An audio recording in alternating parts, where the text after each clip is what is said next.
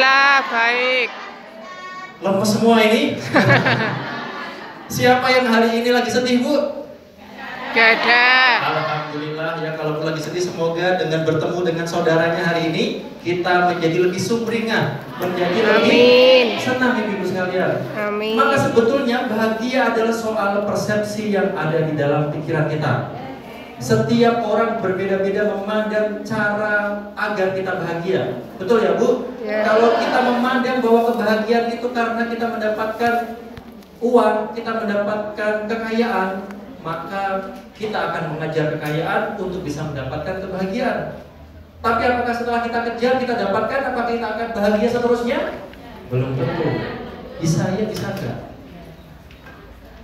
Ada yang jomblo memandang kebahagiaan adalah ketika sudah mendapatkan pria idaman, kemudian menikah seperti ratu dan raja, mengarungi rumah tangga dengan bahagia seperti Cinderella. Ternyata setelah menikah Mumet mikir butuh. bisa bahagia, bisa enggak, Bu? Ya kan? Iya. Nah, maka sebetulnya tergantung persepsi ibu-ibu sekalian. Sama seperti tadi games yang kita lakukan. Ibu Novita tadi berjalan karena berpikir bahwa di depan ini banyak HP, punya temannya, maka berjalannya takut atau berani, Bu? Ragu-ragu atau yakin? Ya kan? Karena di dalam pikirannya mereka bawa, oh tadi banyak HP di depan saya, sehingga jalannya kan takut-takut, ya kan? Iya. Ternyata nggak ada, sudah kita ambil. Tapi kalau kita tahu bahwa di sini nggak ada apa-apa, nggak ada rintangan, maka pasti kita berjalannya tegar, berjalannya berani, berjalannya yakin, tanpa ada beban. Maka sebetulnya ibu sekalian, rintangan yang paling membuat kita ini terbatasi adalah pikiran kita, pikiran negatif kita, pikiran kita sendiri yang merasa, oh aku belum punya ini, dia kok bisa begitu, kok saya belum bisa begini. Maka pikiran-pikiran itulah yang membatasi diri kita untuk bisa kita bahagia, untuk bisa kita percaya diri, untuk bisa kita yakin. Contohnya apa ibu sekalian? Kadang kita merasa, oh aku miskin, aku bukan keturunan orang kaya, aku dilahirkan dari orang tua yang apa adanya, bukan ada apanya. Saya itu, Bu, nenek moyang saya itu kaya 7 turunan, Bu. Tapi saya ini keturunan ke-8. Jadi udah habis hartanya. Apes ya, dapat apesnya kan. Jadi keturunan 1, 2, 3, 7 turunan kaya semua. Nah saya keturunan ke-8, Bu, udah habis. Ibu-ibu sekalian,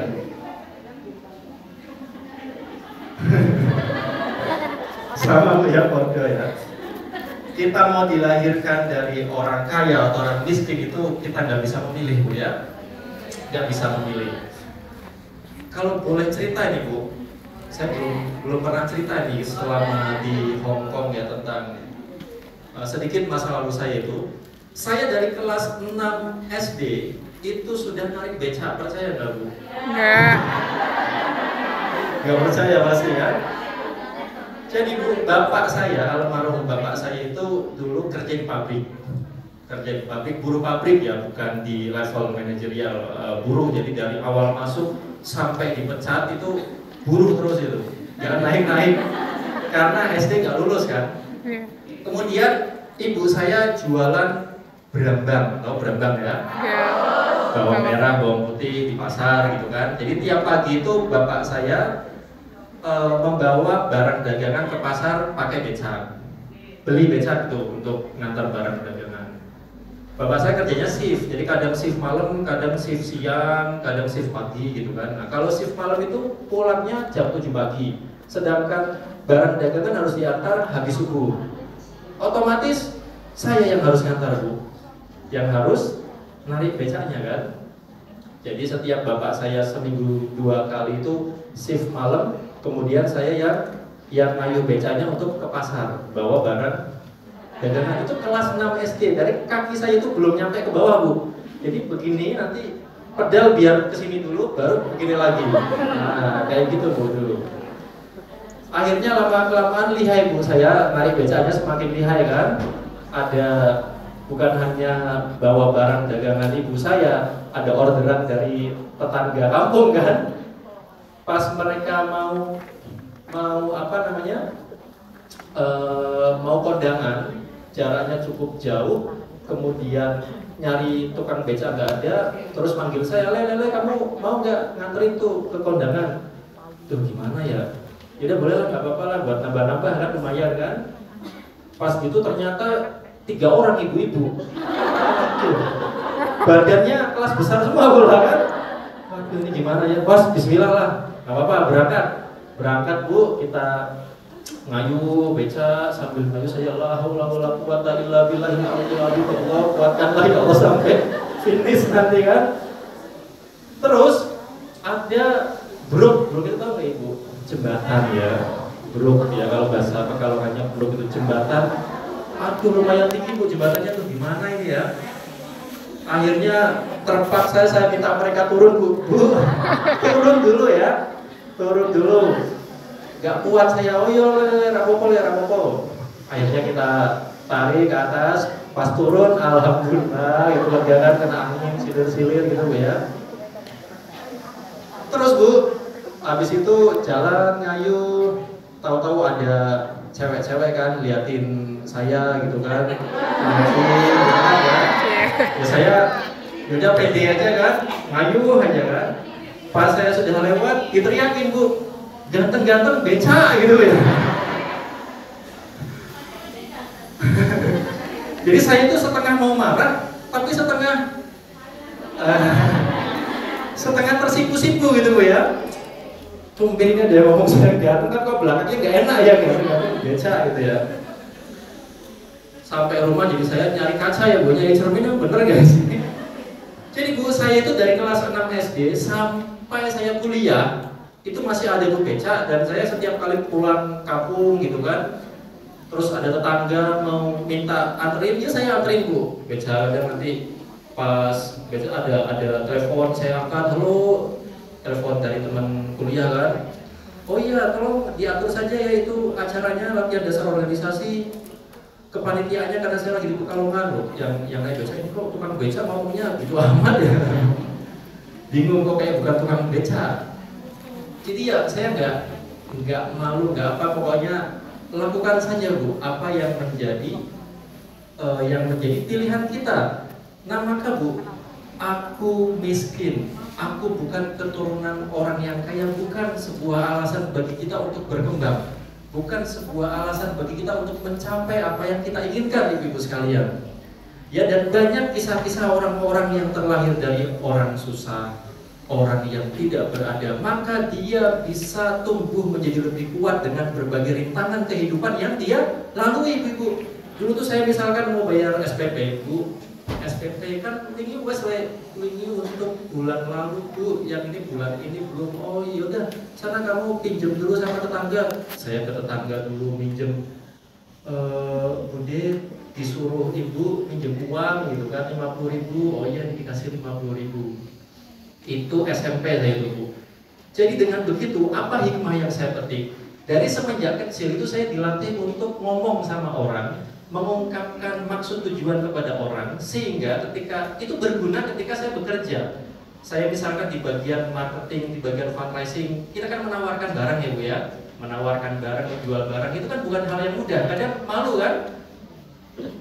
Waktu kuliah saya jualan batik, bawa batik dari Pekalongan ke Semarang, dijual ke teman saya di Aijen, tapi batiknya tipis-tipis ya, kalau tebel ya jaket lah Mas gitu kan.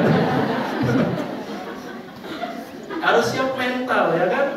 Maka dari kecil kita sudah terbiasa ngomong ke orang, minjem, meskipun minjem uang ya, tapi kan itu butuh mental untuk ngomong ke tetangga. Ibu saya nggak berani ngomong karena sudah tiap bulan minjem terus kan, jadi nyuruh anaknya. Maka ibu sekalian, aku miskin kadang-kadang itu menjadi mental block bagi kita, batasan tembok yang ada di dalam diri kita untuk kita bisa berkembang, untuk kita bisa percaya diri. Kadang kita menjadi malu, kita menjadi mengkerut, kita menjadi tidak percaya diri, sehingga kita nggak bisa bahagia ibu sekalian, nggak bisa mencapai apa yang ingin kita cita-citakan.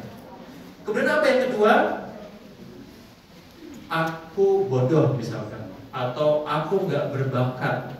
Nah ini kadang-kadang yang membuat kita menjadi tidak maju.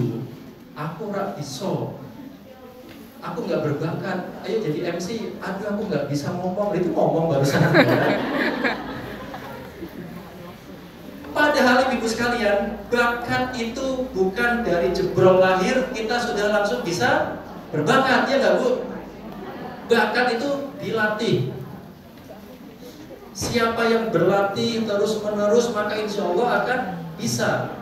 Maka jangan batasi diri kita sebelum kita mencobanya.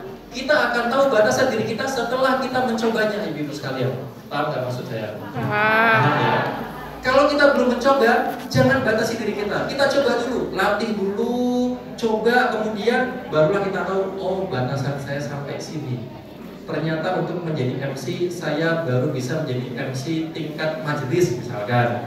Belum bisa tingkat antar majelis misalkan. Gak apa-apa. Tapi kita sudah mencobanya, ibu sekalian. Karena otak kita ini terdiri dari 100 miliar sel saraf. Semuanya sama. Tinggal bagaimana kita mengoptimalkan otak kita. Ya mungkin otak kita itu baru 0,00 sekian persen yang kita pakai, ya kan? Jadi ya seperti ini karena memang susah ya untuk mengoptimalkan semuanya. Kemudian yang ketiga Bu, apa yang kadang-kadang membatasi diri kita dari pikiran-pikiran negatif kita? Aku sibuk. Nah sering gak kita dibilang aku sibuk. Kayaknya aku ini orang yang paling sibuk sedunia.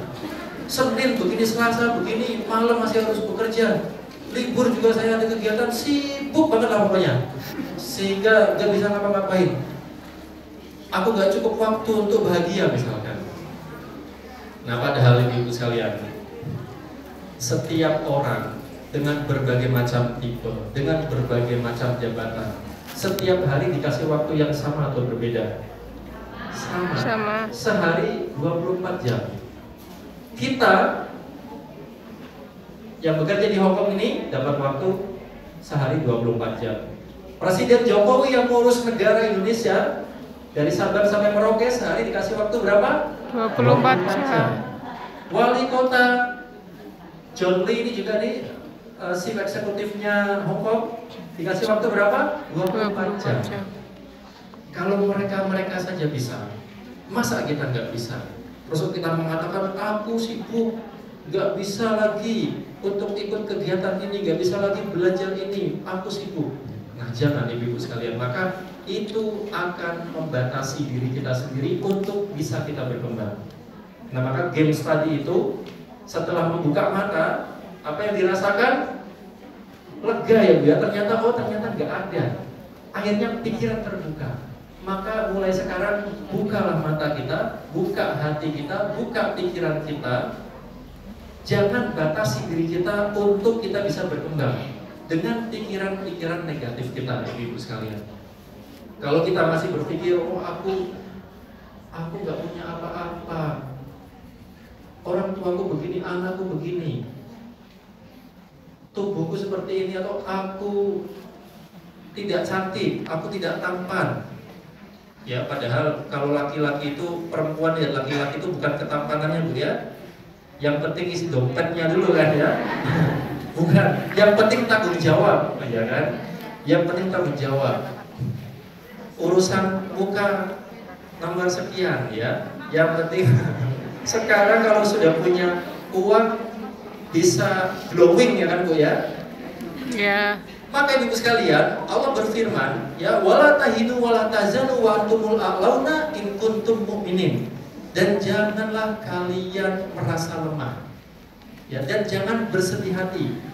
Karena sesungguhnya kitalah orang-orang yang paling tinggi derajatnya.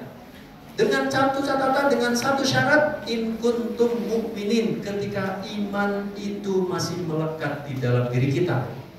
Maka kuncinya ibu sekalian, iman.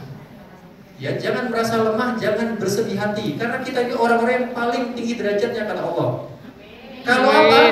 Kalau in kuntum mu'minin, ketika iman itu masih melekat di dalam diri kita. Jadi kalau kita merasa, oh aku anaknya orang miskin, oh aku mukanya biasa-biasa saja, fisiknya kok seperti ini, atau aku ada kekurangan di sisi ini, maka ingatlah ayat ini, Bu. Kalau kita orang yang beriman, dalam segala hal, dalam setiap kondisi iman itu masih kita pegang, maka yakinlah bahwa Allah akan meninggikan derajat kita, ibu-ibu sekalian. Amin. Ya, jadi Allah itu maha adil. Allah maha adil. Ada yang dikasih ganteng, ada yang dikasih kurang ganteng, ada yang dikasih cantik, ada yang dikasih kurang cantik, ada yang dikasih tinggi, ada yang dikasih kurang tinggi, ya kan? Ada yang dikasih slim, ada yang dikasih kesapin, ya kan?